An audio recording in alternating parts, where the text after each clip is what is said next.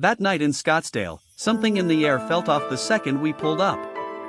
Gina sat in the passenger seat, humming to herself, wearing a soft pink dress I hadn't seen before. Her makeup was done like she was heading to a wedding. I should have known something was up when she asked me last minute to throw on a button-down. Just in case we end up somewhere nice, she said with a wink. I figured it was another one of her cousin's backyard get-togethers. She had a big family, half of them lived within a 5-mile radius. But the way she clutched her phone on the drive, texting with her screen tilted away from me, that was new. We pulled up and I saw all the cars. My first thought was, wow, someone must be having a big birthday. Never did I think it was mine. We walked in through the side gate and boom, people yelled, surprise, like it was a scene from a sitcom. Candles in mason jars lined the pool deck. Paper lanterns swayed above. The smell of barbecue floated through the air, a cooler full of beer sat next to the speaker blasting early 2000s hits. I should have felt touched. I should have smiled, hugged people, said, you guys got me good. But all I felt was, off. Like I was watching everything from behind glass. I didn't recognize half the faces, her co-workers, cousins I'd only met once, book club friends. The only people from my life were Tim, my co-worker, who left 20 minutes in with a lame excuse, and an old college friend Gina had reconnected with online. It was sweet in theory.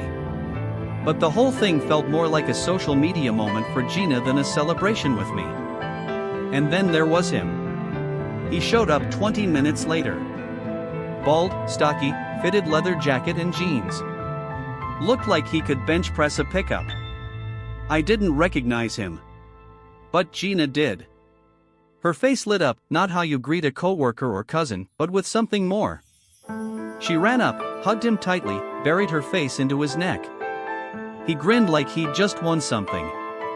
I thought, who the heck is that? They stayed off to the side most of the night, whispering behind citronella plants. She touched his arm a lot. Patted his chest like it was something she'd done 1,000 times.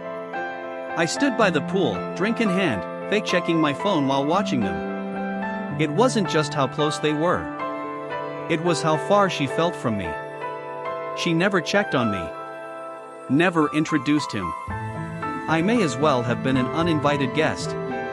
Then her aunt grabbed the mic. Gina's always had a knack for putting things together, she said, glass raised. I forced a smile, clapped on cue, while shrinking inside. Then Gina took the mic. She was glowing. Wine in one hand, her other arm on his shoulder. She tapped the mic. Okay, she giggled. Mikey, my guy. I know you hate this kind of thing. You're not the center of attention type. More of a hide in the corner with a beer guy. People laughed. She continued, but seriously, you've been solid. Even when I'm a mess, you're always there.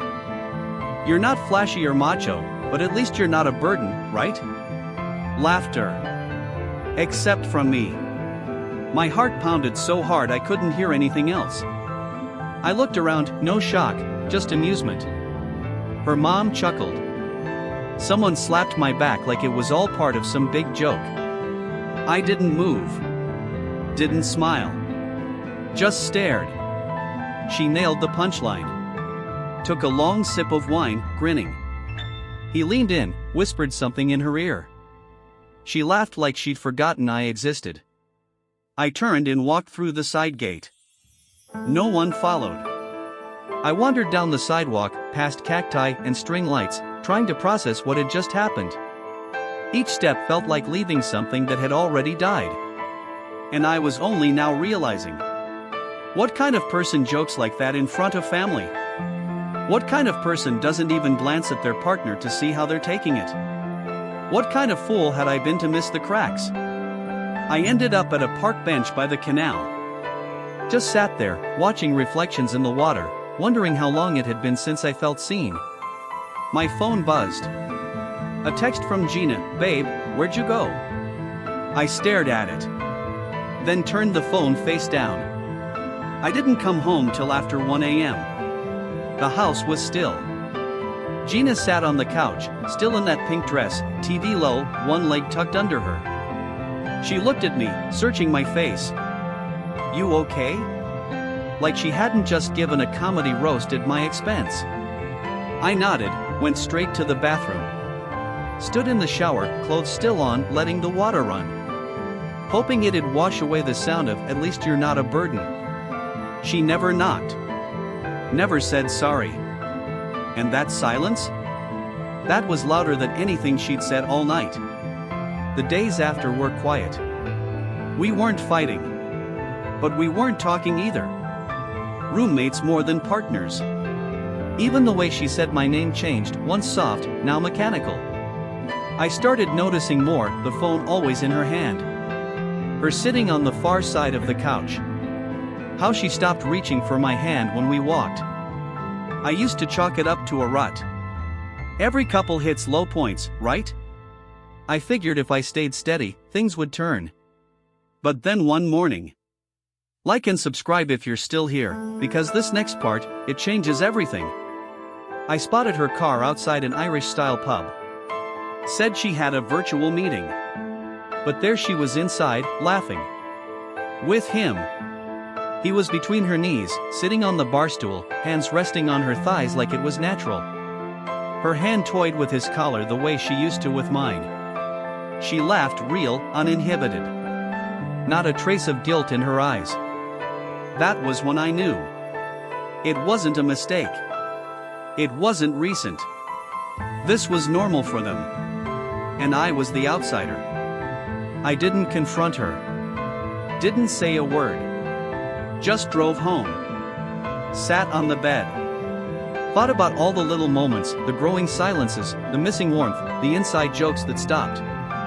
None of it hit me like a crash. It came slow. Like water rising in a room. It had already unraveled. I was just finally seeing it. That's the thing about heartbreak. It's not always loud. Sometimes, it's just silence so thick, it echoes. And in that silence, you realize you've already let go.